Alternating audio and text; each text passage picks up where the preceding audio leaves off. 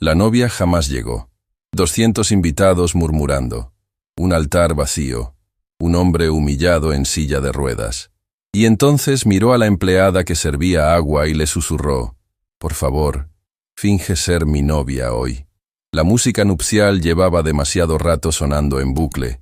Demasiado. El cuarteto de cuerda no se atrevía a parar. Nadie había tenido el coraje de hacerles la señal, y el chirrido del violín se repetía sobre las sillas blancas como un reloj descompuesto. Sebastián Vega Montenegro lo escuchaba todo desde el centro del altar. Cada compás, cada carraspeo nervioso, cada murmullo que se extendía por el jardín como humo entre los 200 invitados que habían venido a verlo casarse. Apretó los brazos de su silla de ruedas hasta que los nudillos se le pusieron blancos. Hacía ya bastante que la novia debería haber entrado. El camino empedrado seguía vacío. La alfombra recién planchada sobre el césped del jardín de la Villa Magnolia seguía sin huellas. El arco floral, más alto que un hombre, sostenía rosas blancas que ya empezaban a marchitarse bajo el sol de la costa. Renata Aldana Sotomayor no aparecía, y por la cara que traía Tomás Herreras y Fuentes acercándose por el costado, ya no aparecería nunca. Tomás era su abogado de toda la vida, el único hombre en el mundo en quien Sebastián confiaba con los ojos cerrados. Se inclinó por detrás de la silla con un celular en la mano y la cara pálida como una sábana. «Sebastián, hijo», murmuró, tan cerca que sus palabras casi le rozaron el oído. «Tienes que escuchar esto, pero te pido que respires antes». Sebastián tomó el aparato con un pulso que él mismo no se reconoció. Apretó el botón. La voz que salió de la pequeña bocina no era la voz dulce que él había aprendido a querer durante el último año y medio. Era una voz que él no había escuchado nunca antes en aquella mujer. Hueca, fría, terriblemente educada. «Sebastián, no puedo hacerlo. No me esperes en el altar. Lo intenté, te lo juro que lo intenté. Pero al despertar, hoy lo entendí. Yo no nací para empujar una silla por el resto de mi vida. No soy esa mujer. Y tú no mereces a alguien que te diga que sí mintiendo. Adiós». El mensaje se cortó. El silencio cayó sobre los hombros de Sebastián con el peso de una piedra de cantera. Detrás de él, el cuarteto de cuerda seguía tocando. «Diles que paren», pidió Sebastián, sin reconocerse la voz. Tomás levantó la mano. El violinista entendió. La música murió de golpe. Y entonces, sin la música, el murmullo de los invitados creció hasta volverse insoportable. Era como si todos hubieran estado esperando ese silencio para empezar a hablar. «¿Qué pasó? Lo dejaron. Pobre hombre. Yo se lo dije a mi marido. Esa muchacha nunca...». Las palabras llegaban a Sebastián por todos los costados, atravesando el jardín como flechas. Pobre. Esa palabra. La palabra que había aprendido a odiar más que ninguna otra. La palabra que la gente había empezado a usar al mirarlo desde aquella tarde, años atrás, cuando un camión sin frenos lo había dejado sentado en esa silla para siempre. Él, que había construido la red Hoteles Vega Magnolia desde una sola posada heredada de su abuela Inés, multiplicándola por la costa entera hasta convertirla en un imperio. Él, que había firmado contratos de millones sin que le temblara el pulso. Él, que había aprendido a vivir desde una silla de ruedas con la espalda recta, sin pedirle nada a nadie. Él era ahora pobre hombre. Cerró los ojos un segundo. Cuando los abrió, la vio. Camila Rosales Mendoza estaba de pie al borde del jardín, junto a una mesa de aperitivos, con una bandeja de copas de agua en las manos. Estaba muy quieta. Demasiado quieta para alguien que acababa de escuchar aquel mensaje rebotar entre los invitados como una piedra en una iglesia. Trabajaba en la Villa Magnolia desde hacía algunos años.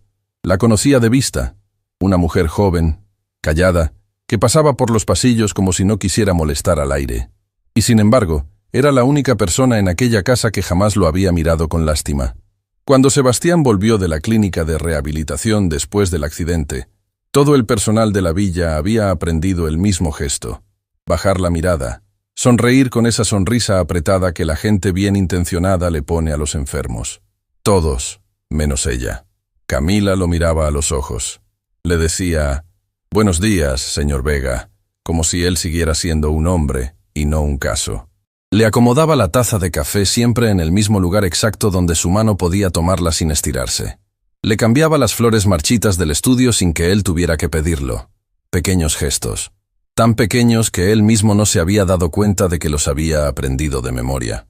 Hay personas que pasan toda la vida cerca de uno sin que uno las mire. Y un día, son las únicas que siguen ahí cuando todo lo demás se cae. Camila estaba al borde del jardín, con la bandeja de copas, y lo miraba. No con lástima, con algo más antiguo, con algo parecido a entender. «Tomás», dijo Sebastián sin apartar los ojos de ella. «Ven aquí». El abogado se inclinó otra vez. «Necesito a esa mujer aquí, ahora, sin escándalo. Trae a Camila, la del servicio. La que sirve el café por la mañana». Tomás no preguntó. En toda una vida de servirle a aquella familia, había aprendido a no preguntar nunca cuando el patrón hablaba con esa voz. Caminó por el costado de las sillas, esquivando miradas que ahora ya no disimulaban nada, y se acercó a Camila. Habló con ella unos pocos segundos. Sebastián vio cómo a ella se le abría la boca por la sorpresa, cómo bajaba la bandeja sobre la mesa con un cuidado que no correspondía al momento, cómo se secaba las manos en el delantal con un temblor mínimo que solo alguien que la conociera podría haber notado. Y entonces caminó hacia él. El murmullo del público bajó, subió, volvió a bajar. Algunos invitados se pararon de las sillas para ver mejor. Don Augusto Aldana Esquivel, padre de la novia ausente, se cruzó de brazos a un costado del jardín con la cara endurecida como un mármol.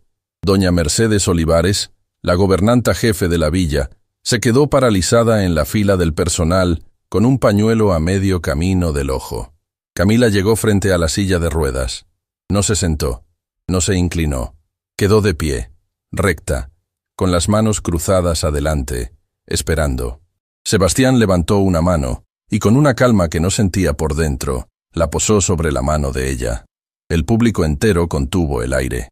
«Camila», dijo él, en voz tan baja que solo ella pudo escucharlo, «te voy a pedir algo imposible. Lo voy a pedir como hombre, no como tu patrón. Si dices que no, mañana sigues en tu trabajo, te subo el sueldo y nadie sabrá nunca lo que te pedí. Te lo prometo por la memoria de mi abuela, pero si dices que sí, vas a salvarme la vida». Ella no se movió, solo lo miraba. «Finge ser mi prometida. Hoy, solo hoy, que toda esta gente piense que la novia que se fue era un error, una confusión, y que tú eres con quien yo iba a casarme realmente. No tienes que firmar nada, no tienes que casarte. Solo tomar mi mano frente a ellos hasta que el último invitado se marche del jardín. Te lo suplico, Camila». Vio cómo a ella se le humedecían los ojos. No supo si era de espanto, de pena o de furia. Esperó, y entonces, desde el costado del jardín, la voz de don Augusto cortó el aire como un cuchillo de cocina. «Esto es una farsa», gritó, caminando hacia el altar con pasos largos. «Esa mujer es una empleada de la casa. Yo la he visto pasar el trapo por el suelo de este mismo salón. Sebastián, por amor de Dios, no te humilles más de lo que ya te humillaron». Doña Mercedes soltó una exclamación ahogada. Una invitada de las primeras filas, una señora mayor con un collar de perlas, se llevó la mano al pecho. Otro invitado, un hombre de la junta directiva de Hoteles Vega Magnolia, se levantó de la silla con la cara descompuesta. Un fotógrafo, que había estado guardando la cámara, volvió a sacarla. Las cabezas se voltearon todas a la vez como un campo de girasoles. Camila no apartó la mano. Se enderezó, despacio, mirando primero a Sebastián, después al hombre que gritaba su condición desde el otro lado del jardín. Y entonces, para sorpresa de todos los presentes, incluyendo a Sebastián, que esperaba verla salir corriendo con la bandeja en la mano, ella habló, con voz tranquila, tan tranquila que el jardín entero la escuchó sin que ella tuviera que alzarla.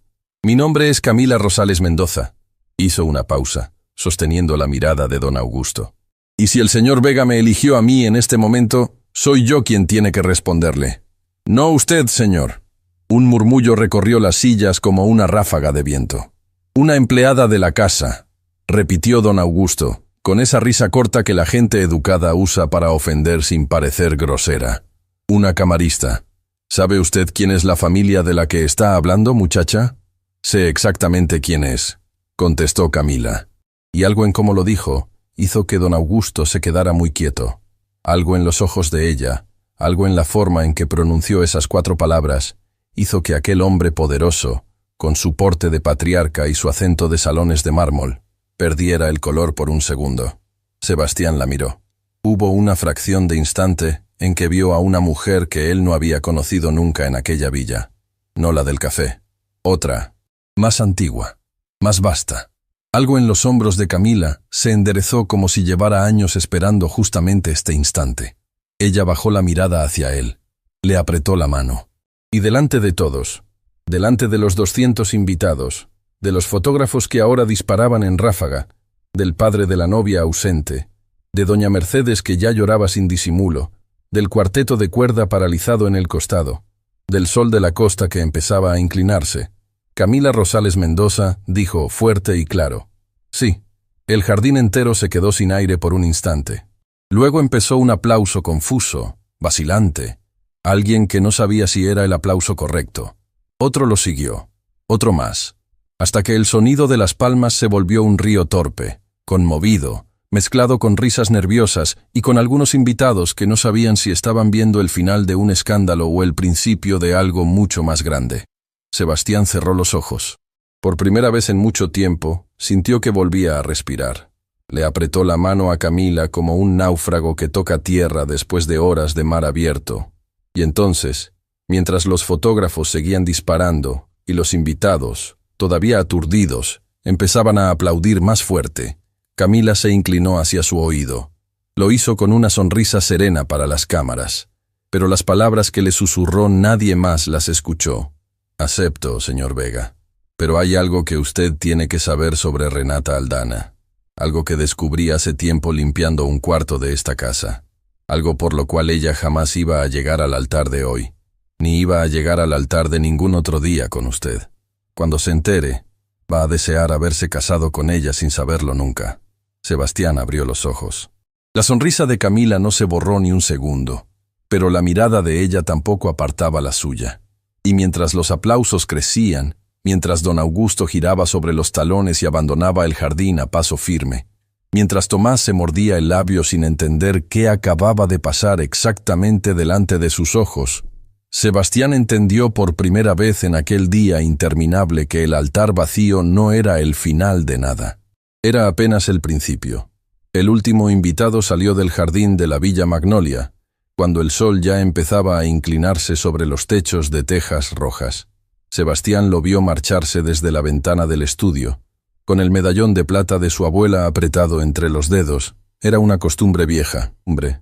Cada vez que sentía que el suelo se le movía bajo los pies, sacaba el medallón del bolsillo y apretaba el grabado en la palma de la mano, hasta que el dibujo dejaba una marca pequeña en la piel.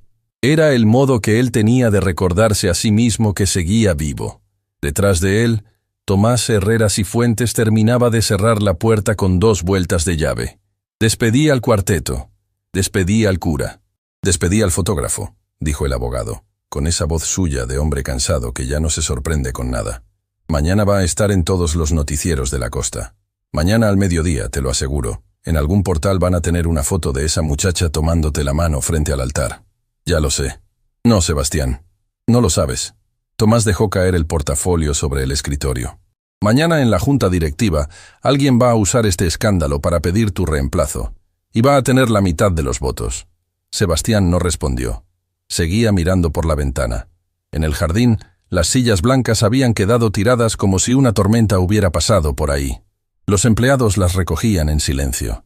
Y al fondo, junto a la puerta lateral del salón de servicio, estaba Camila, de pie, con las manos cruzadas adelante, esperando que la llamaran. Llevaba esperando un buen rato, sin moverse, sin preguntar, sin ir a buscar nada que comer ni nada que tomar, solo de pie, con la espalda recta y la mirada baja, como una mujer que sabe esperar. «Hazla pasar», dijo Sebastián. Tomás dudó. «Sebastián, tú sabes perfectamente lo que esta mujer dijo en el jardín. Algo que descubrió limpiando un cuarto de esta casa. Necesito estar presente cuando hablemos de eso. Como abogado tuyo, no puedo permitir que... Hazla pasar sola». «Sebastián». «Sola, Tomás». El abogado apretó la mandíbula. Pero conocía a aquel hombre desde la época en que Sebastián era un muchacho flaco que estudiaba contabilidad en los libros heredados de su abuela. Sabía cuándo discutir y cuándo callar. Recogió el portafolio, abrió la puerta del estudio y se fue. Sus pasos se alejaron por el pasillo con un eco hueco. Camila entró un momento después. Cerró la puerta detrás de sí con el cuidado de quien lleva años aprendiendo a no hacer ruido en habitaciones ajenas. Caminó hasta el centro del estudio. Se detuvo a una distancia exacta, ni demasiado cerca ni demasiado lejos, y solo entonces levantó la mirada. Sebastián giró la silla de ruedas hasta quedar frente a ella. Por un instante ninguno de los dos dijo nada. La luz de la tarde caía oblicua sobre el escritorio, recortando una sombra larga del medallón sobre los papeles. Afuera, alguien arrastraba una silla por el césped. «Siéntate, por favor», dijo él. Ella negó con la cabeza. «Despacio. Si me siento, señor Vega, voy a ponerme a llorar. Y no quiero ponerme a llorar delante de usted hoy». Sebastián dejó pasar un segundo. Después, asintió. «Entonces quédate de pie. Pero quédate». Hubo otro silencio. Un silencio diferente del primero. Un silencio que ya no estaba lleno de jardín, ni de invitados, ni de cámaras. Era el silencio de dos personas que de pronto habían quedado solas en una habitación con algo enorme en el medio. «Camila, antes de hablar de lo que tú dijiste en el oído», empezó Sebastián midiendo cada palabra, «quiero que escuches algo. Lo que pasó ahí afuera no fue justo para ti. Yo te puse en una situación que ninguna mujer debería pasar. Te usé como un escudo delante de 200 personas. Y por eso, antes que nada, te pido perdón. De hombre a mujer». Ella parpadeó. No esperaba aquello. Probablemente esperaba un patrón despachando órdenes. Probablemente esperaba un sobre con dinero sobre el escritorio. Probablemente esperaba que le dijeran exactamente cuántos días tenía que seguir mintiendo y cuándo podría volver a su uniforme. No esperaba un perdón. «Señor Vega, Sebastián, aquí, dentro de esta habitación, soy Sebastián». Ella tragó. Apretó las manos una contra la otra. Pero no le tembló la voz cuando habló. «No tiene que pedirme perdón. Yo dije que sí porque quise. Nadie me obligó a nada. Y eso es importante que usted lo sepa, antes que cualquier otra cosa. Yo no soy una mujer que diga que sí por miedo. Lo dije porque, mientras usted me hablaba, vi en sus ojos algo que ya había visto antes en otra persona». «¿En quién?». Ella desvió la mirada hacia la ventana. «En mi marido. La noche antes de que muriera en aquella fábrica». Sebastián sintió que algo se le movía adentro del pecho. Eso no estaba en ningún reporte de empleados. Él jamás había mirado las fichas del personal de su casa. Para él, hasta hoy, Camila había sido una sombra discreta entre los muebles. «Pensé que era una muchacha soltera». «Sí, casi todos lo piensan. Una sonrisa pequeña, sin amargura. Llevo años de viuda. Mi esposo trabajaba en una mueblería que se llamaba Maderas del Litoral. Una máquina vieja que no tenía mantenimiento. Hubo un accidente. Él alcanzó a apartar a un compañero más joven que estaba con él. Por eso me lo trajeron como héroe. Por eso me firmaron una pensión miserable. Porque era héroe muerto, no obrero muerto». Le tembló la voz por primera vez. La controló enseguida. «Mi madre está enferma del corazón hace mucho tiempo. Mi hermana menor va al colegio todavía y quiere ser médica. Yo soy la única persona que trae plata a esa casa. Por eso, cuando usted me ofreció el puesto en la villa hace algunos años, no le pregunté el sueldo. Acepté». Sebastián cerró los ojos un instante. Recordaba el día. Doña Mercedes Olivares se la había recomendado. «Una muchacha tranquila», había dicho la gobernanta. «Una muchacha que no va a darnos dolores de cabeza». Y él había firmado el contrato sin levantar la cabeza de los papeles. «Camila, ¿por qué nunca te quejaste?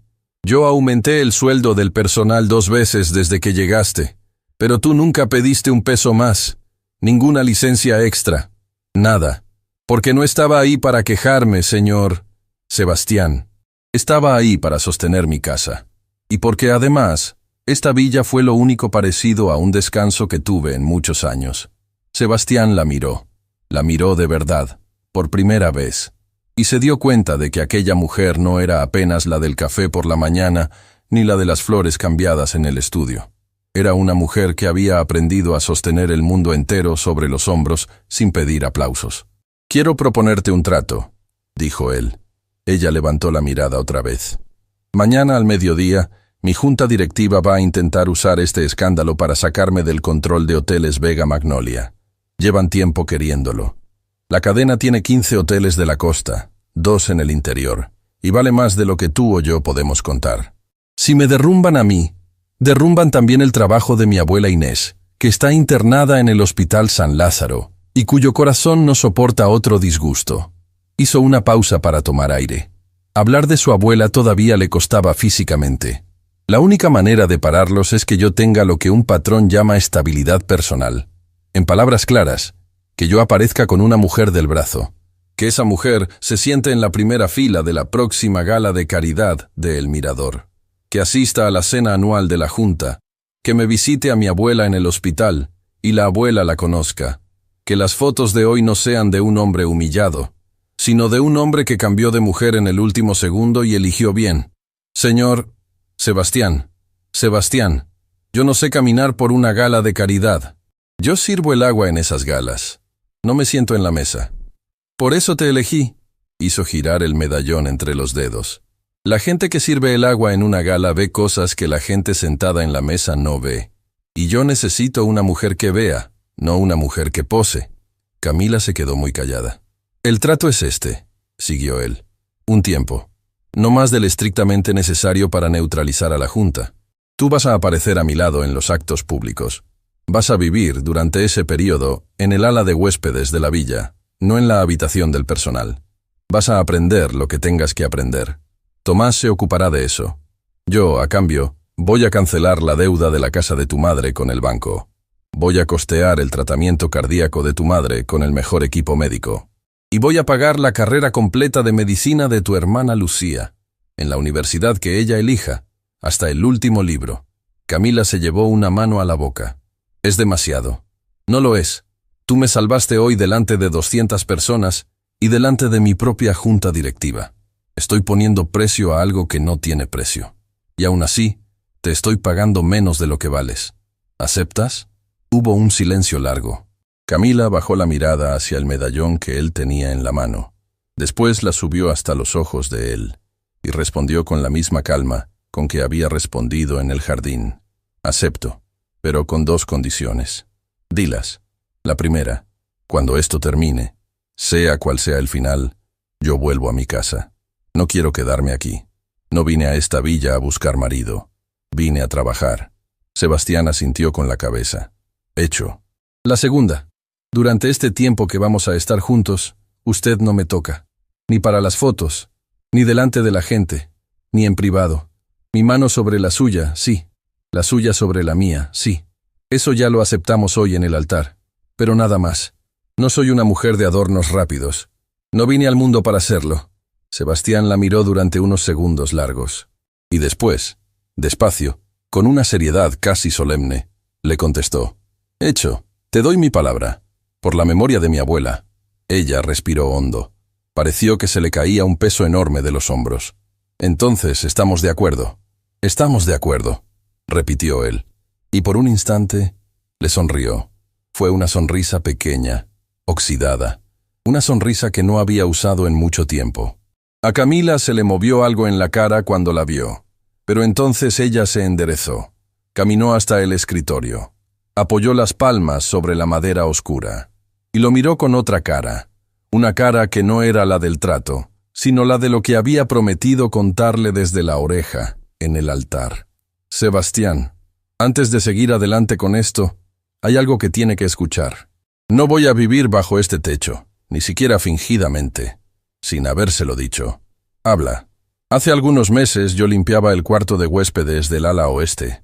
La señorita Renata se hospedaba ahí cuando venía a quedarse fines de semana. Aquella tarde ella había salido temprano. Yo estaba aspirando la alfombra debajo de la cama cuando golpeé con la aspiradora una caja de zapatos que estaba debajo del colchón. Hizo una pausa. Tragó saliva. La caja se abrió. Cayeron papeles. Yo iba a guardarlos sin mirar. Pero mientras los recogía, vi una palabra. Un nombre. El nombre de su empresa, Sebastián. Hoteles Vega Magnolia. Y al lado, una firma que yo conocía de oír el nombre en esta casa. La firma del padre de ella, don Augusto Aldana Esquivel. Sebastián sintió que el medallón se le ponía frío en la mano. ¿Qué decían esos papeles, Camila? Ella lo miró. Y respondió con una voz tan baja que él tuvo que inclinarse adelante para escucharla. No soy una mujer estudiada para entender un papel de empresa, Sebastián. Pero leí lo suficiente para entender una cosa.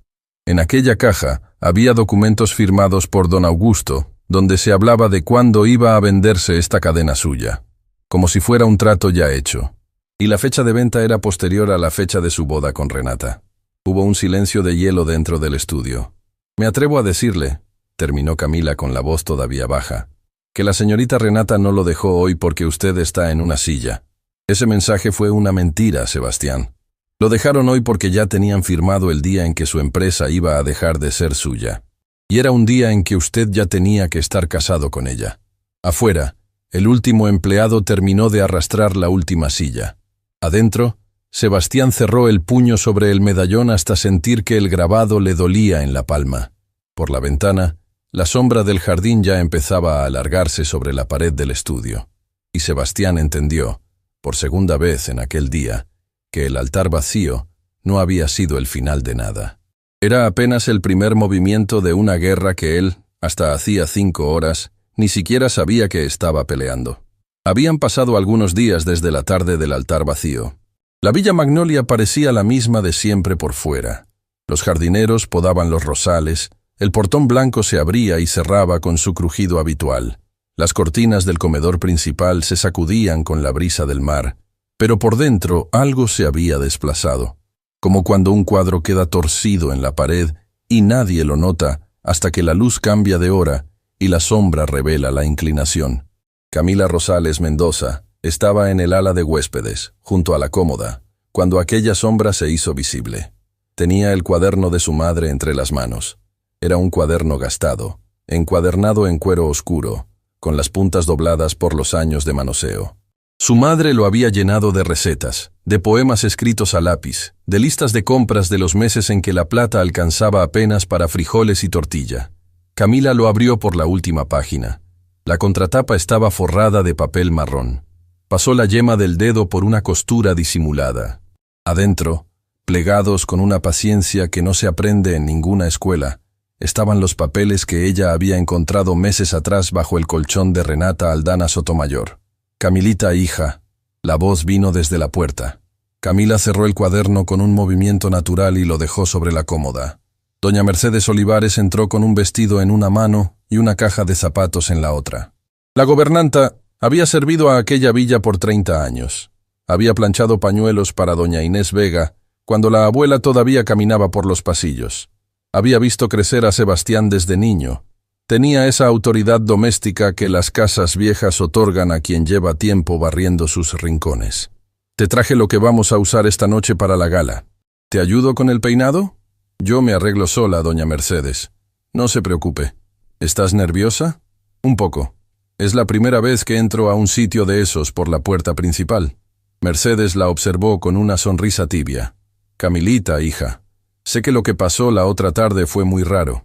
Pero entre tú y yo, el señor Vega te ha hablado de algo más. De los Aldana, de papeles, de empresa, de algún asunto privado. Camila no levantó la vista del vestido. El señor Vega solo me ha hablado de la gala, doña Mercedes. Dice que tengo que sonreír y dejar a Tomás contestar las preguntas. Nada más. Bien, bien. Mercedes se quedó un momento más de la cuenta junto a la cómoda. Sus ojos se posaron, casi sin querer, sobre el cuaderno gastado. ¿Es de tu madre, ese cuaderno? Sí, señora. Qué lindo guardar las cosas de los que se nos van. Mercedes le acarició el brazo con la misma ternura que se le da a un perro, al que se acaba de envenenar. Yo te dejo el vestido. Bajan en 1 hora. Cuando la gobernanta cerró la puerta, Camila se quedó muy quieta. Tomó el cuaderno otra vez. Lo deslizó dentro de su bolso pequeño, y se prometió a sí misma que aquel cuaderno no iba a quedarse a solas en aquella habitación ni un minuto más. Fue entonces cuando llamaron a la puerta de nuevo.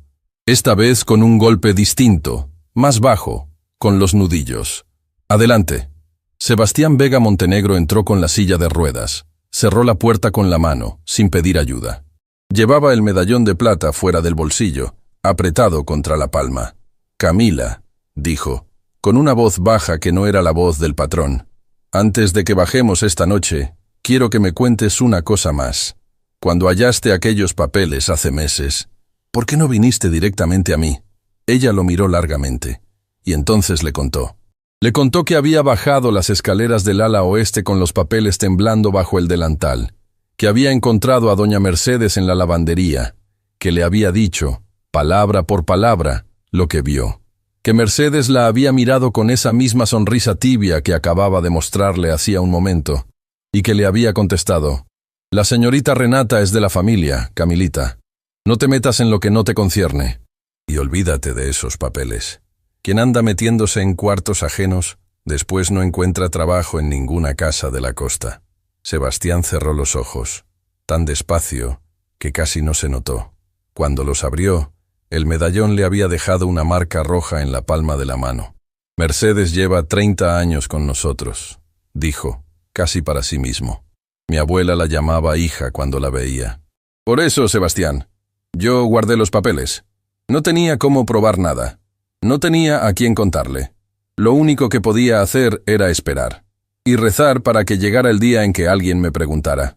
Sebastián tomó aire profundo. Hoy alguien te preguntó. Hoy alguien me preguntó. Bajaron poco después. Tomás Herreras y Fuentes los esperaba al volante. El camino al centro de convenciones. El mirador subía la colina entre palmeras inclinadas por el viento del mar. Adentro del coche, nadie habló por un buen rato. En algún momento, Camila notó que el medallón se le estaba escurriendo del bolsillo a Sebastián. Estiró la mano y, sin pedir permiso, lo acomodó. Él la miró. Ella le sostuvo la mirada un instante. No fue un gesto de novios. Fue un gesto de hermana, de madre, de algo más antiguo que un hombre y una mujer en un coche. Tomás los miró por el espejo retrovisor y apretó el volante. El mirador apareció en lo alto, con sus columnas blancas iluminadas. Las cámaras se amontonaban en la entrada principal. Tomás bajó el vidrio del coche. La rampa para silla de ruedas está al costado, dijo el guardia sin levantar la vista. Por la puerta de servicio. Sebastián se mantuvo en silencio. Camila apretó los labios. Una rampa mal hecha es como una palabra mal dicha. Revela a quien la construyó. Y aquella rampa, en una sala donde una entrada costaba lo que ganaba una familia en medio año, llevaba directamente a la puerta del servicio. Como si un hombre en silla y un mesero con bandeja fueran la misma cosa. Mercedes le había dicho a Camila que entrara por la puerta principal, que se dejara fotografiar sola, brevemente, antes de entrar. Camila no lo hizo. Caminó al costado de Sebastián hasta la puerta de servicio. Cruzó por la cocina del mirador con él, entre meseros que la miraron sin decir nada, y entre cocineros que bajaron la cabeza. Llegaron al salón principal por el costado, juntos. Adentro, las luces eran tibias. Las copas tintineaban. Don Augusto Aldana Esquivel estaba al fondo, junto a una columna, con su esposa doña Beatriz Aldana del Solar, una mujer alta y silenciosa que llevaba años aprendiendo a mirar sin decir. Renata no estaba. Camila la buscó con los ojos. No la encontró en ninguna mesa. Don Augusto, en cambio, alzó la copa hacia ella con una sonrisa que era todo menos cordial. Sebastián la fue presentando una por una. Mi prometida, Camila Rosales. Algunos le tendieron la mano con frialdad educada, otros con curiosidad genuina. Camila contestaba con palabras simples. No intentó imitar el acento elegante de aquella sala. No pidió disculpas por el suyo. Habló como hablaba siempre. Y entonces, junto a una mesa lateral, una mujer de edad avanzada con un collar de perlas la tomó del brazo. Mi nombre es Esperanza Vergara de Castaños. Yo conocí a Inés Vega cuando éramos jóvenes. Su voz tembló un instante. Le habría gustado conocerla a usted, querida. Y créame, no se lo digo a cualquiera. Camila bajó la mirada y le besó la mano a la anciana. Fue un gesto antiguo, casi olvidado, pero salido del alma. Doña Esperanza tuvo que sacar el pañuelo del bolso. Varias señoras de la mesa miraron la escena en silencio. Algo se movió en aquel salón aquella noche. Algo que ninguna foto iba a poder capturar, pero que todas las matronas presentes sintieron. Camila no era una intrusa, era otra cosa. Algo que les recordaba a sus propias madres, a sus propias abuelas. Algo verdadero en una sala llena de cosas pulidas. Don Augusto lo notó. Y por eso, antes del postre, se acercó a Camila y le pidió una palabra a solas en el balcón. Salieron al balcón. La brisa del mar movía las plantas en macetas. Augusto se apoyó en la balaustrada de mármol con elegancia estudiada. «Querida, no le voy a hacer perder tiempo. Sé el nombre de su madre, doña Tránsito Mendoza. Sé que está en la lista de espera del Hospital San Lázaro por una válvula cardíaca. Sé que su hermana menor, Lucía, sueña con entrar a la Facultad de Medicina y que sin beca no llega». Sonrió con dientes blanquísimos. «Yo soy un hombre con muchas amistades, en muchos lugares. Una palabra mía, querida, y una lista de espera puede volverse mucho más larga de lo que el corazón de su señora madre tiene de tiempo». Camila no se movió, no bajó la mirada, no alzó la voz, lo dejó terminar. Y cuando él calló, ella habló con una calma que el balcón entero pareció escuchar. «Señor Aldana, mi madre llegó a esa lista porque su corazón se cansó de aguantar todo lo que la vida le puso encima. No por usted. Y va a salir de esa lista cuando le toque. No porque usted lo decida. Yo lavo platos, señor. No lavo conciencias. La suya. Hágasela usted mismo». Después le hizo una inclinación pequeña, casi cortesana, y volvió adentro. Don Augusto se quedó solo en el balcón con la copa temblando en la mano. En el coche de regreso, Sebastián habló por primera vez en mucho rato.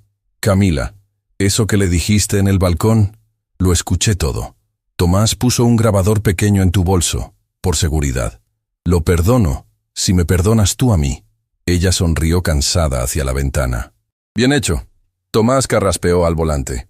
«Sebastián, hay algo más. Mientras ustedes estaban allá adentro, recibí una llamada del personal de seguridad de la villa. La cámara del ala de huéspedes registró que alguien entró al cuarto de la señorita Camila durante la gala. Estuvo ahí cerca de 20 minutos. Revisó cada cajón. Levantó el colchón. Buscó por todas partes. A Camila se le heló la sangre, hasta que recordó. Sonrió. «¿Quién, Tomás?», preguntó Sebastián. Tomás la miró por el espejo retrovisor antes de contestar. «Doña Mercedes Olivares». Sebastián cerró los puños sobre el medallón. 30 años. 30 años de servicio. La mujer que su abuela Inés llamaba hija. La traidora vivía dentro de los muros de la propia villa. Camila abrió el bolso. Sacó el cuaderno gastado de cuero oscuro. Lo posó en su regazo. «No va a hallar nada en mi cuarto», dijo con una voz tranquila. «El cuaderno de mi madre va conmigo a todas partes. Donde voy yo, va él». Sebastián la miró. Y por primera vez desde el accidente que lo había dejado en aquella silla, desde la mañana del altar vacío, desde el día en que le dijeron «pobre hombre» por primera vez en su vida, soltó una risa breve, real, como un hombre que vuelve a respirar. El coche subió la última curva de la colina hacia la Villa Magnolia. Las luces del portón aparecieron al final del camino, y entonces Tomás frenó en seco. En la puerta de la villa, debajo de la luz amarilla de la lámpara de entrada, había una figura esperando, vestida con un abrigo largo, de pie, sola, sin coche en el camino, como si hubiera llegado caminando desde el infierno. Renata Aldana Sotomayor había vuelto, y los esperaba. Renata Aldana Sotomayor estaba bajo la lámpara amarilla del portón de la Villa Magnolia, con un abrigo largo que parecía no abrigarla. Tenía el cabello recogido con prisa. Tenía los labios partidos. Tenía un bolso de cuero pequeño junto a los pies, como si hubiera caminado mucho hasta llegar ahí. Y, sobre todo, tenía una cara que Sebastián Vega Montenegro no le había visto nunca antes en todo el tiempo en que había creído conocerla. Tenía la cara de una mujer asustada. Tomás Herrera Cifuentes apagó el motor del coche. Nadie habló dentro del vehículo durante varios segundos. El medallón de plata seguía apretado en la palma de Sebastián. Camila Rosales Mendoza, en el asiento trasero, sostenía el cuaderno gastado de su madre contra el pecho como un escudo. «Tomás», dijo Sebastián con la voz baja, «bajen el portón eléctrico. No la dejen entrar a la propiedad. Yo voy a hablarle desde aquí». «Sebastián». «Desde aquí, Tomás». El abogado obedeció. Bajaron del coche. Camila se quedó 2 pasos detrás. Sebastián movió la silla de ruedas hasta detenerse delante del portón cerrado. Renata estaba al otro lado, separada de él por el enrejado de hierro forjado. «Sebastián», dijo Renata. Le tembló la voz. «Necesito hablarte. Por favor, no tengo a dónde más ir esta noche». «Mandaste un audio diciendo que no querías empujar mi silla», respondió él sin levantar el tono. Esta es mi silla. Vine en ella. Habla. Renata cerró los ojos un instante. Cuando los abrió, estaban llenos de lágrimas. Y fue entonces, exactamente en ese instante, cuando Sebastián entendió algo que el medallón le venía gritando desde días atrás. Él había convivido años con esta mujer. Había planeado un casamiento con ella. Y no había aprendido nunca a distinguirle el llanto verdadero del llanto ensayado. Pero Camila, que apenas la había visto pasar 2 veces por los pasillos de la villa, supo, sin moverse, sin decir nada, lo que él tardó años en sospechar. Esas lágrimas son de las que sirven para algo, murmuró Camila, casi sin abrir los labios. Tomás también lo notó. Apretó la mandíbula y dio un paso atrás, de manera que su grabadora pequeña, escondida en el bolsillo interior del saco, quedara apuntando hacia la voz de Renata. Sebastián, mi padre me obligó a irme aquella mañana, dijo Renata desde el otro lado del portón. No fui yo te quiero. Yo iba a casarme contigo. Pero él me amenazó. Me dijo que si entraba al jardín, él iba a desheredarme. Yo huí porque tuve miedo. Pero ahora vine a contártelo todo. Vine a ayudarte. ¿A ayudarme? Sé cosas, Sebastián. Sé lo que mi padre planeó contra ti. Sé los nombres de los miembros de tu junta directiva que firmaron con él.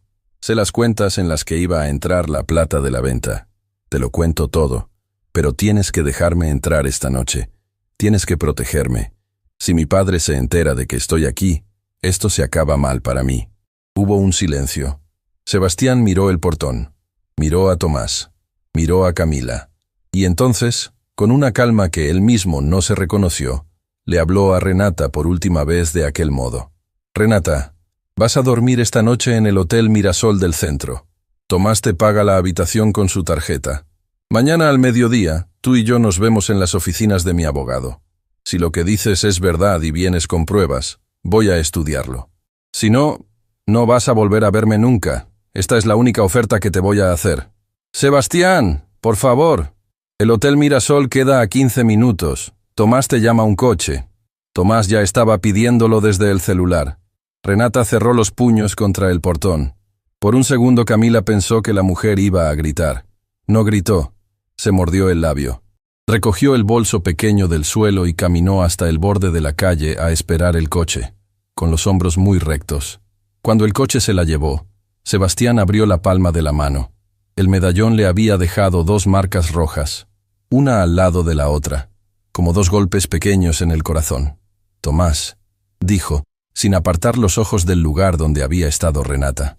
Esta noche, en la villa, no duerme nadie del personal habitual. Que se vayan todos a sus casas con un día libre pagado. Quiero la villa vacía esta noche. Solo Camila, tú y yo. Y doña Mercedes también. Que la villa la vea irse. Sin escándalo. Mañana decidimos qué hacer con ella. Hecho. Más tarde, dentro del estudio, Sebastián desplegó sobre el escritorio los papeles del cuaderno gastado de Camila. Eran apenas 3 hojas mecanografiadas, un membrete sobrio, una firma reconocible al pie. Tomás los leyó con los lentes en la punta de la nariz. Los releyó. Después se quitó los lentes y se masajeó los ojos. Sebastián, esto solo no alcanza para hundir a don Augusto, pero sí alcanza para una cosa, para pedirle al juzgado mercantil una medida cautelar que congele la operación. Si presento esto mañana a primera hora, nadie puede vender ni una silla de la cadena Hoteles Vega Magnolia hasta que se aclare todo. Hazlo. Voy a necesitar el cuaderno como custodia de la prueba. Camila negó con la cabeza.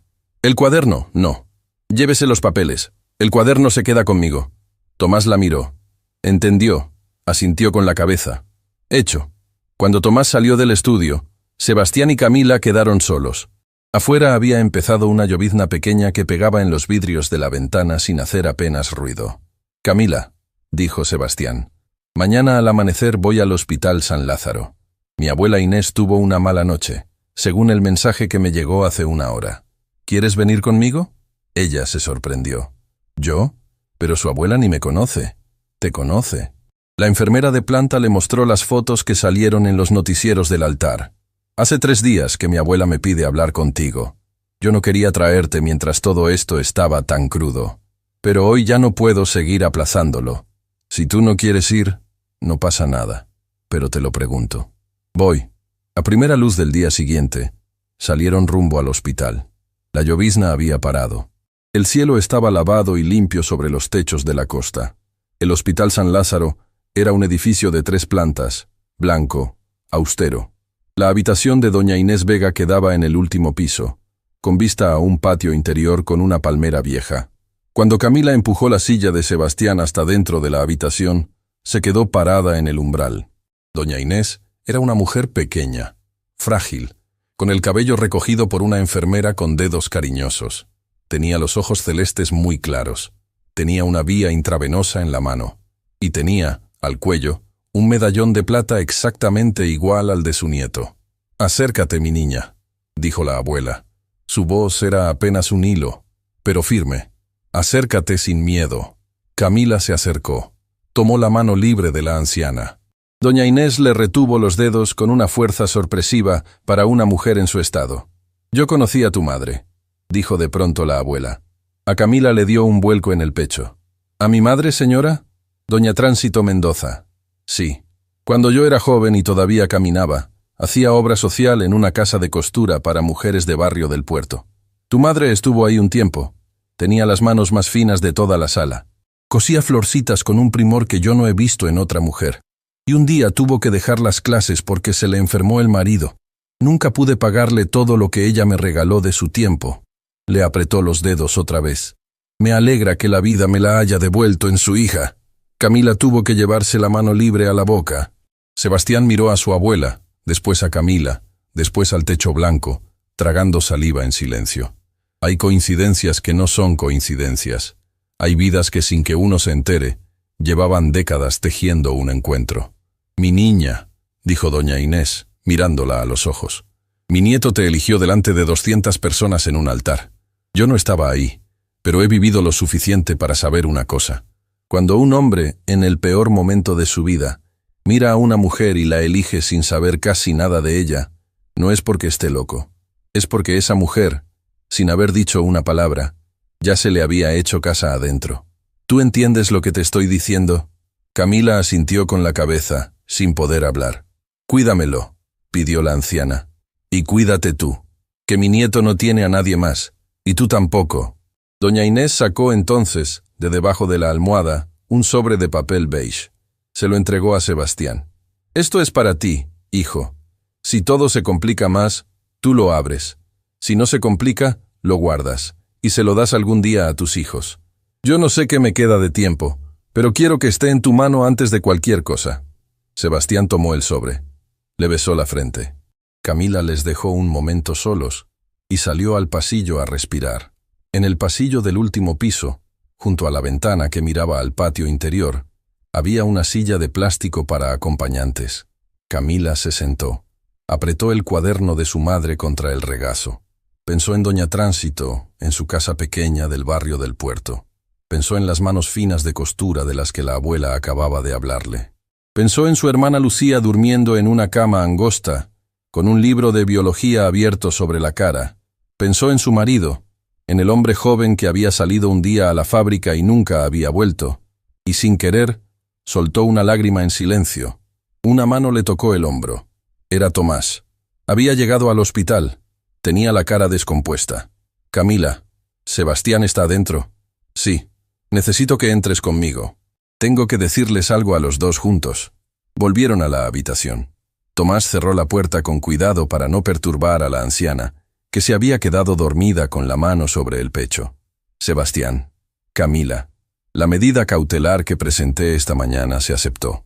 La cadena Hoteles Vega Magnolia queda congelada para cualquier operación de venta hasta nueva orden judicial». Tomás respiró. «Pero no vine solo a traer eso. Cuando salí del juzgado me esperaba alguien afuera. Una persona que pidió hablar conmigo en un café cercano. Vino sin abogado, sin escolta, sin nada». «¿Quién, Tomás?» El abogado se mojó los labios secos. «Doña Beatriz Aldana del Solar, la esposa de don Augusto, la madre de Renata». Sebastián no se movió. «¿Y qué quería?» «Quería contarme algo, Sebastián. Sobre el accidente que te dejó en esa silla». El silencio en la habitación se volvió tan denso que se escuchó la respiración pausada de doña Inés en la cama. Camila sintió que el cuaderno le temblaba en las manos. Sebastián posó la palma sobre el medallón, que ahora ya no le dolía solo en la palma.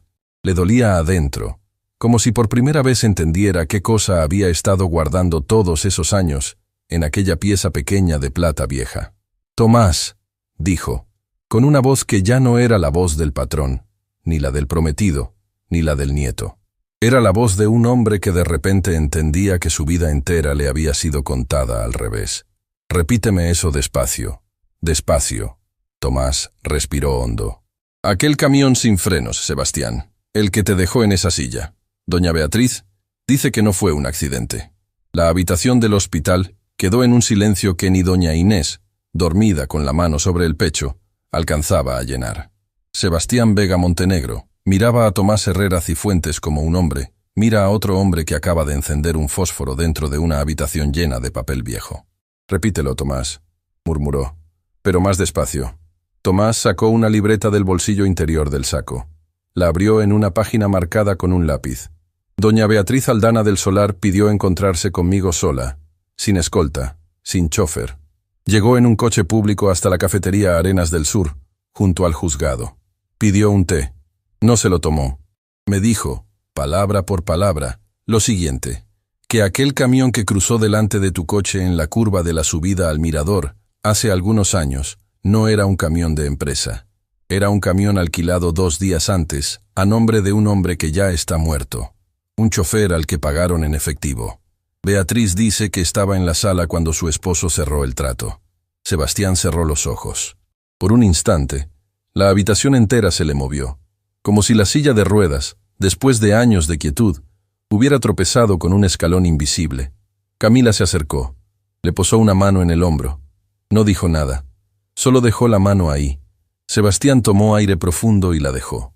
«Tomás», dijo abriendo los ojos, «¿por qué Beatriz vino a contar esto justo hoy?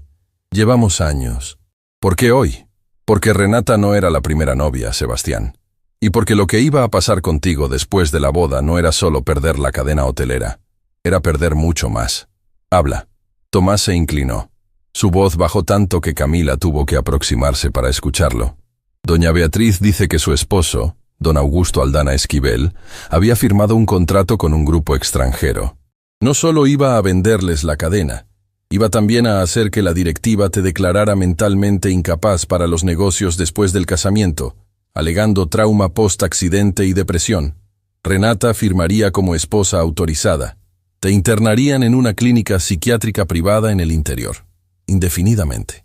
La fortuna entera, la cadena, la villa, todo, pasaría al manejo conjunto de Renata y de su padre durante años». Camila se llevó la mano libre a los labios. «Yo», empezó Sebastián. Tuvo que detenerse. Le costaba dar aire a las palabras. «Yo me iba a quedar en una clínica el resto de mi vida». «Sí», dijo Tomás. «Doña Beatriz dice que ese era el plan completo. Y dice más. Dice que ella accedió durante años, que se calló, que se hizo la que no escuchaba en su propia casa. Pero que cuando Renata volvió anoche a la villa con el cuento de que su padre la había obligado a huir, Beatriz entendió una cosa. Su hija ya no estaba siendo usada por Augusto. Su hija ya estaba siendo Augusto. Y por eso, por primera vez en 40 años de matrimonio, Beatriz tomó un coche público sin avisarle a nadie y vino a buscarme». Sebastián guardó silencio durante un buen rato. Después, despacio, sacó del bolsillo el sobre beige que su abuela le había entregado minutos antes. Lo apretó entre los dedos. «Mi abuela me dijo que abriera esto si todo se complicaba más», murmuró. «Yo creo que el momento es ahora, Tomás». Camila quiso retirarse. Sebastián levantó la mano libre y le pidió, con un gesto, que se quedara. Abrió el sobre. Adentro había 2 hojas escritas a mano, con la letra trabajosa de doña Inés. Sebastián las leyó en silencio. Se le humedecieron los ojos. Pasó la primera hoja. Pasó la segunda. Cuando terminó, dobló las hojas con un cuidado casi religioso y se las entregó a Tomás. «Léelas tú», en voz baja. «Yo no puedo decirlas». Tomás las leyó. Cuando terminó, miró a Sebastián con una expresión que Camila no le había visto nunca en la cara. «Tu abuela», dijo Tomás, «sabía. Lo sabía hace años, Sebastián. Lo sabía desde unos meses después del accidente. Por eso te puso a estudiar Derecho Mercantil. Por eso te hizo poner el patrimonio de la cadena bajo una estructura que solo tú puedes desbloquear. Por eso nunca quiso que te casaras con Renata Aldana, aunque jamás te lo dijo en voz alta. Sebastián se llevó las dos manos a los ojos. Se quedó así un instante largo. Cuando bajó las manos, Camila vio una lágrima caer sobre el pantalón de él. Una sola. Sebastián, que había soportado el altar vacío sin un quejido público, lloraba ahora en silencio por la mujer pequeña que dormía en aquella cama de hospital. «Mi abuela me protegió», murmuró. «Mi abuela me protegió todos estos años, sin decirme, para no quitarme el sueño, para que yo siguiera siendo un hombre, y no un asustado». Camila se arrodilló junto a la silla de ruedas. Sin pedir permiso, le tomó las dos manos. Se las besó una, después la otra, como su madre Tránsito le había enseñado a besar las manos de los abuelos en su barrio del puerto. Sebastián cerró los ojos. Doña Inés, en la cama, suspiró sin despertar, como si en algún rincón del sueño profundo en que estaba, hubiera sentido la escena. Volvieron a la Villa Magnolia al final de la tarde. La villa estaba vacía, tal como Sebastián había pedido. Solo el guardia del portón, lejano, cuidaba la entrada. Doña Mercedes Olivares se había ido por la mañana con su día libre pagado, sin sospechar nada. Tomás se encerró en el estudio con 3 carpetas. Camila se quedó con Sebastián en el salón principal, y entonces sonó el timbre del portón. Tomás miró por la cámara de seguridad. «Es doña Beatriz», dijo. «Pidió venir esta tarde para entregar documentación. Llegó antes de lo previsto. Hazla pasar». Doña Beatriz Aldana del Solar entró en el salón con el aire de una mujer que ya no espera nada de la vida, y por eso, justamente por eso, ha decidido decir la verdad. Llevaba un bolso viejo de cuero. Sebastián le ofreció asiento. Camila le acercó un vaso de agua sin que nadie se lo pidiera. Beatriz tomó el vaso con manos que temblaban, no de miedo, sino de cansancio acumulado durante décadas. «Sebastián, hijo mío», dijo, mirándolo a los ojos. «Yo conocí a tu abuela cuando éramos 2 jóvenes en bailes de provincia. Inés se casó por amor con un hombre que la respetó hasta el último día. Yo me casé por conveniencia con un hombre que nunca me respetó. Esa es toda la diferencia entre tu vida y la mía». Abrió el bolso. Sacó un sobre. Sacó un segundo sobre. Sacó un cuaderno de tapas duras, marcado con goma elástica, y los puso uno al lado del otro sobre la mesa baja del salón. «Este sobre tiene los nombres de los miembros de tu junta directiva, que aceptaron sobornos de mi marido. Hay 6. 3 de ellos son cabeza visible. Los otros 3 son votos de complemento». Tocó el segundo sobre. «Aquí están los recibos de los pagos en efectivo al chofer del camión. Mi marido los guardó por seguridad propia. Yo los copié hace meses cuando supe que podía pasar lo del casamiento». Tocó el cuaderno. «Aquí está mi puño y letra. Una declaración firmada y fechada de mi mano. Si tu abogado la presenta, yo la sostengo en juzgado. No me corro». Tomás abrió las 2 carpetas. Empezó a comparar nombres. La cara se le endureció más con cada hoja que pasaba. Pasó 5 minutos en silencio. Cuando terminó, miró a Sebastián. «Sebastián, esto es completo. Con esto no hay solo medida cautelar.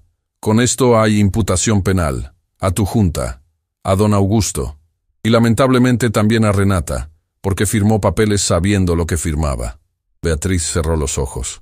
Una sola lágrima cayó sobre la mesa baja. «Mi hija va a tener que responder ante la justicia. Lo sé. Para eso vine». Sebastián la miró. La miró largo rato. «Doña Beatriz», dijo, despacio, «yo no soy juez. No me toca a mí decidir lo que pase con su hija. Pero le digo una sola cosa, mujer a mujer con mi prometida aquí presente». Camila levantó los ojos, sorprendida por la forma del nombramiento. Si su hija hubiera entrado al jardín aquella mañana del altar, sería una mujer aún peor de la que es hoy. Porque hubiera empezado una vida entera de mentir cada día al lado mío, hasta el día en que decidiera firmar mi internamiento. La que la salvó a ella, esa mañana, fue justamente la que ella desprecia. La empleada que sirvió el agua. Esta mujer. Camila bajó la mirada. Beatriz no la apartó. «Lo sé, hijo», dijo en voz baja. «Yo lo sé. Cuando vi en el noticiero la foto del altar, cuando vi a Camila tomarte la mano sin saber siquiera quién eras tú en realidad, supe que mi hija acababa de perder algo que ya nunca iba a recuperar. La oportunidad de ser una mujer buena. Hubo silencio. Después, Beatriz hizo algo inesperado. Se levantó. Caminó hasta donde estaba sentada Camila. Le tomó las dos manos, igual que Camila había tomado las de Sebastián horas antes en el hospital. «Tu suegra», dijo Beatriz, con la voz quebrada. «Jamás vas a tenerla. Pero permíteme, esta tarde, ser por un minuto la mujer mayor que te diga. Gracias. Gracias, Camila, por sostener a este hombre cuando los míos lo estaban tirando al pozo. Gracias por ser lo que mi hija no quiso ser. Que la vida te lo devuelva. Yo, desde la sombra que me queda, voy a pedírselo cada día». Camila se mordió los labios para no llorar. Apretó las manos de Beatriz. No dijo palabra. Cuando Beatriz se fue, Tomás cerró el portón de la villa con doble vuelta. Volvió al salón. Sebastián seguía mirando la mesa baja con los 3 documentos. «¿Tomás?», dijo, sin levantar la vista. «Mañana al mediodía Renata se sienta en tu oficina, según el acuerdo que le hicimos anoche. Quiero que vaya yo también. Quiero verla a la cara una última vez. Quiero que sepa que su madre vino antes que ella. Sebastián, no es necesario que vayas tú. Yo puedo... Voy yo. Y Camila viene conmigo». Camila levantó la mirada sorprendida. «¿Yo, Sebastián? Esa reunión es entre ustedes. Esa reunión es entre la mujer que casi me mete en una clínica para siempre y el hombre al que ella creyó que podía mandar al fondo del pozo. Tú vienes porque tú eres la que vio antes que nadie. Tú vienes porque tu palabra, en esta historia, ya pesa más que la de cualquiera». Camila tragó. «Voy». Esa noche, Tomás se quedó trabajando hasta la madrugada en el estudio. Sebastián durmió poco. Camila, en el ala de huéspedes, sostuvo el cuaderno de cuero de su madre contra el pecho y no logró dormir tampoco. En su cabeza giraba la frase que Beatriz le había dicho al despedirse, ya en la puerta, en voz tan baja que solo ella la había escuchado. «Camila, hija, cuídate. Cuando un hombre como mi marido se ve perdido, se vuelve más peligroso, no menos». Al día siguiente, a primera hora, Tomás recibió una llamada en el celular que casi le hace soltar la taza de café. Era el director general del Hospital San Lázaro. «Señor Herrera, necesito que el señor Vega venga inmediatamente. Tuvimos una situación esta madrugada con la habitación de doña Inés Vega». Tomás sintió que le bajaba un frío. ¿Está bien?» «Ella está bien. Pero alguien intentó entrar a su habitación durante la noche, fingiendo ser personal médico. La enfermera de turno lo descubrió a tiempo. Llamamos a la policía. El hombre escapó. Pero dejó algo, señor Herrera. Dejó algo en la mesa de luz de doña Inés». «¿Qué dejó?». El director del hospital tardó un momento en responder. «Una invitación de boda, señor Herrera. La invitación original del casamiento que no se realizó. Y encima, escrito con marcador rojo, una sola palabra. Diga, próxima». La reunión extraordinaria de la Junta Directiva de Hoteles Vega Magnolia fue convocada para el mediodía siguiente, en el último piso de la torre corporativa del centro de San Esteban del Mar. Tomás Herrera Cifuentes la pidió formalmente esa misma madrugada. Apenas terminó la llamada del director del Hospital San Lázaro. Apenas escuchó la palabra escrita en marcador rojo sobre la mesa de luz de doña Inés Vega. Sebastián Vega Montenegro no durmió esa noche. Camila Rosales Mendoza tampoco. A primera hora del día, antes de salir hacia la torre, ella entró al estudio de la villa con 2 tazas de café y una fotografía vieja en la mano. «Antes de que bajemos, Sebastián, hay algo que tengo que enseñarte». Le puso la fotografía sobre el escritorio. Era una foto en blanco y negro, gastada por los años, con una esquina doblada. En la imagen aparecía un hombre joven, en uniforme de obrero, junto a una bandera pequeña de un sindicato textil. Detrás del hombre joven, fácilmente reconocible aún siendo un cuarto de siglo más joven, estaba don Augusto Aldana Esquivel. Esta foto la encontré junto a los papeles, debajo del colchón de la señorita Renata. Estaba metida adentro de un sobre amarillo.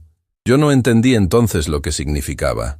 Anoche, mientras no podía dormir, recordé el nombre del sindicato de la bandera.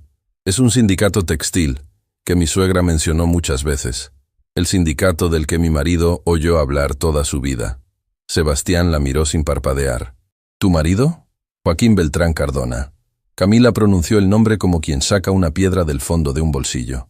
Joaquín trabajó toda su vida en mueblería. Sí, pero su padre fue obrero textil. Y todos los obreros textiles de esta costa saben una historia que nunca se cuenta en voz alta. Hace muchos años, un líder sindical fue golpeado al salir de una asamblea. Quedó con una pierna que ya no le funcionó nunca más. La policía dijo que había sido un asalto. Los obreros sabían que no. Los obreros sabían quién había mandado a aquellos hombres, pero nadie tenía nada para probarlo. Sebastián tomó la fotografía con la mano que tenía libre. El joven obrero de la foto es ese mismo hombre, y atrás suyo, la persona que la gente del sindicato nombraba en voz baja como el responsable, es don Augusto. La señorita Renata guardaba esa foto sin saber, posiblemente, todo lo que significaba. Tal vez la encontró en una caja de su padre y la apartó porque le pareció un trofeo. Pero en esta costa, Sebastián, esa foto vale más que cualquier documento de empresa.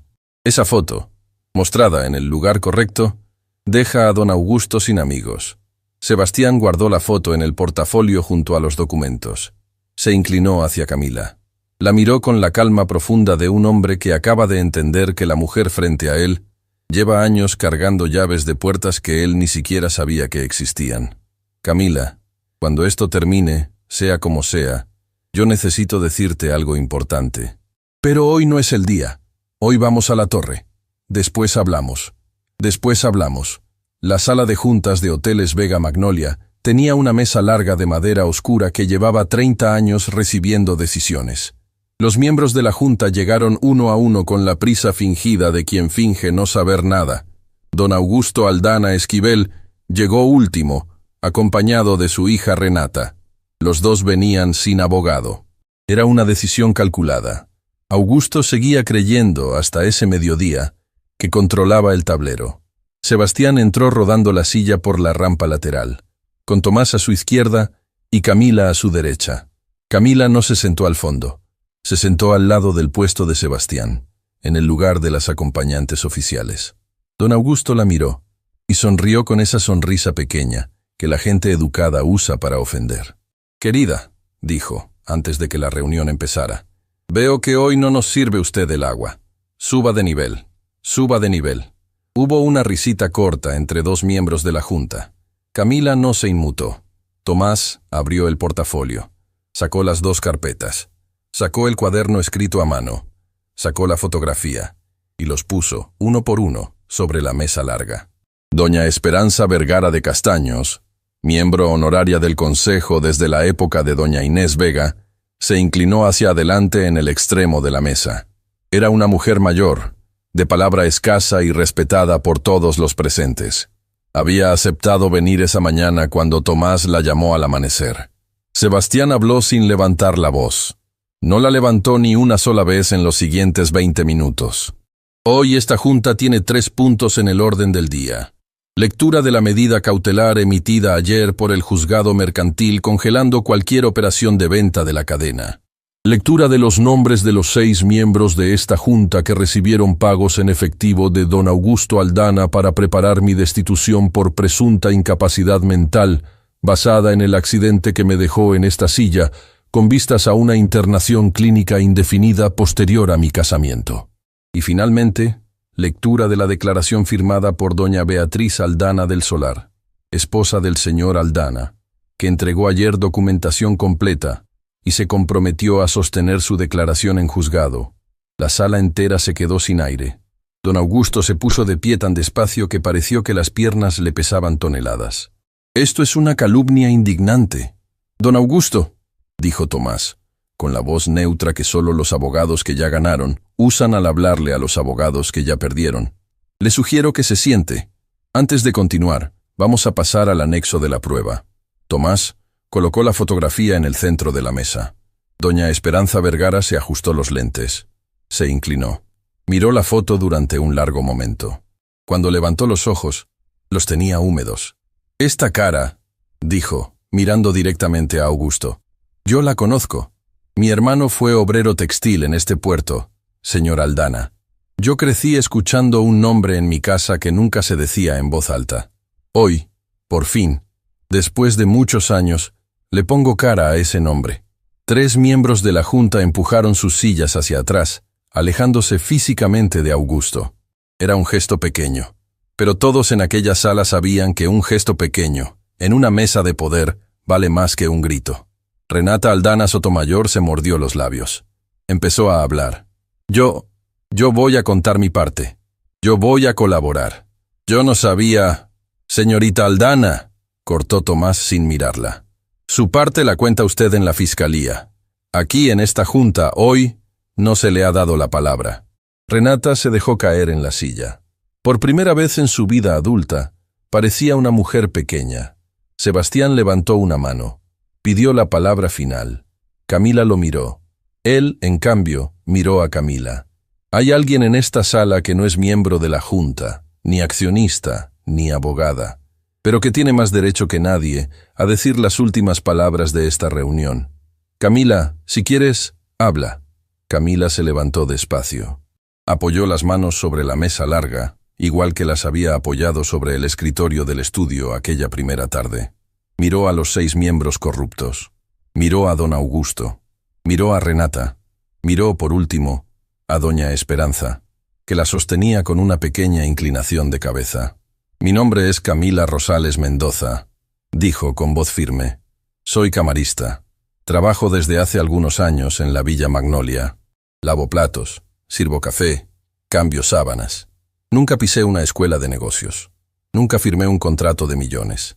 Pero hay una cosa que aprendí, cargando bandejas por salones como este, y hoy la voy a decir delante de todos ustedes. Una sola vez, para que la recuerden». Hizo una pausa pequeña. La sala entera contuvo el aire. «La gente que sirve el agua en una mesa, señores, ve cosas que la gente sentada en la mesa no ve.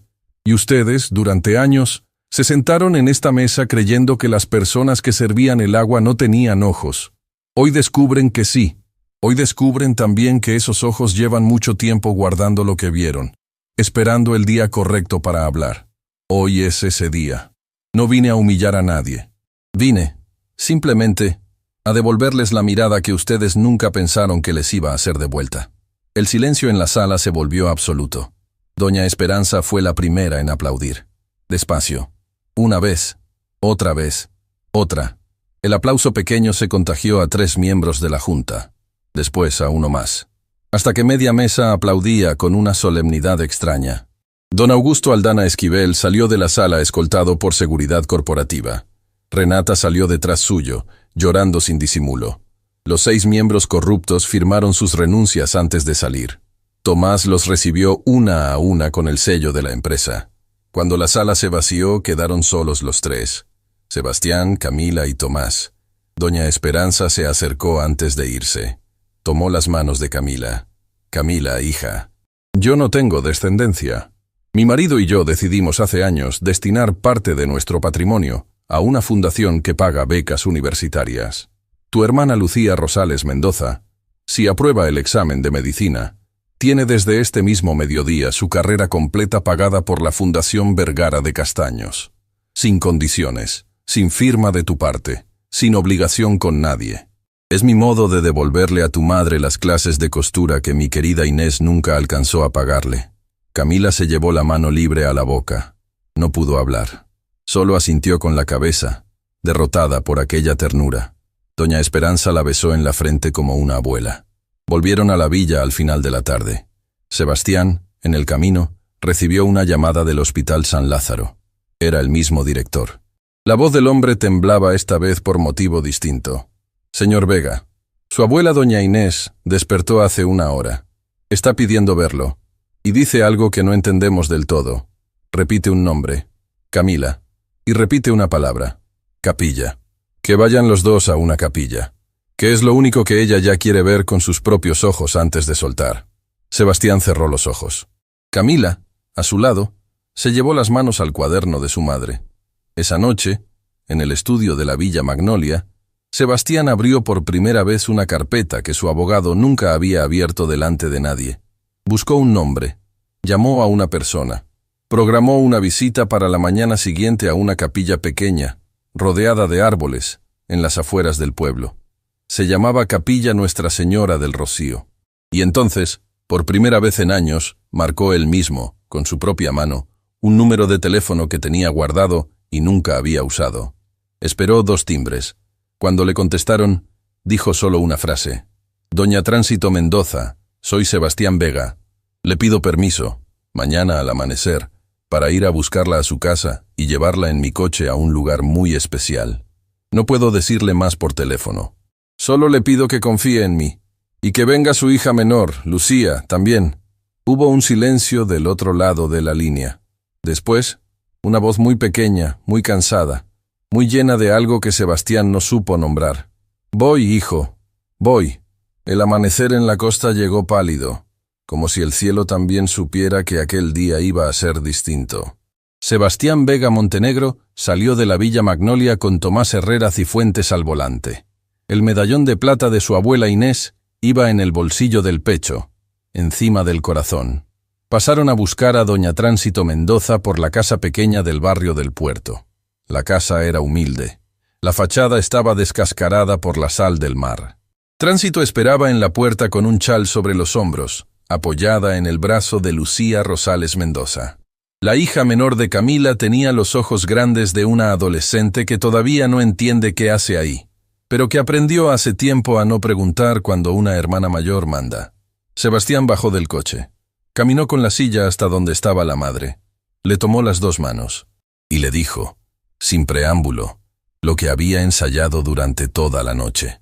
Doña Tránsito, hace muchos años, mi abuela Inés Vega le pagó a usted unas clases de costura con menos plata de la que su tiempo valía. Hoy yo vengo a llevarla a usted a un lugar donde mi abuela quiere pedirle perdón por aquella deuda. Y donde además, su hija mayor va a casarse conmigo en una capilla pequeña de las afueras, si ella todavía me acepta. Tránsito lo miró. Sebastián vio en aquellos ojos cansados un fondo de luz que el cuerpo gastado no había logrado apagar. Hijo, dijo ella despacio, si Camila te aceptó delante de 200 personas sin saber siquiera quién eras, te aceptará hoy con todas las luces prendidas. Vamos. En la villa, mientras tanto, doña Mercedes Olivares fue recibida en el estudio. Llegó pensando que volvía a un trabajo que llevaba 30 años ejerciendo. Al entrar, encontró a Camila sentada en el sillón principal, con el cuaderno gastado de cuero apoyado sobre el regazo.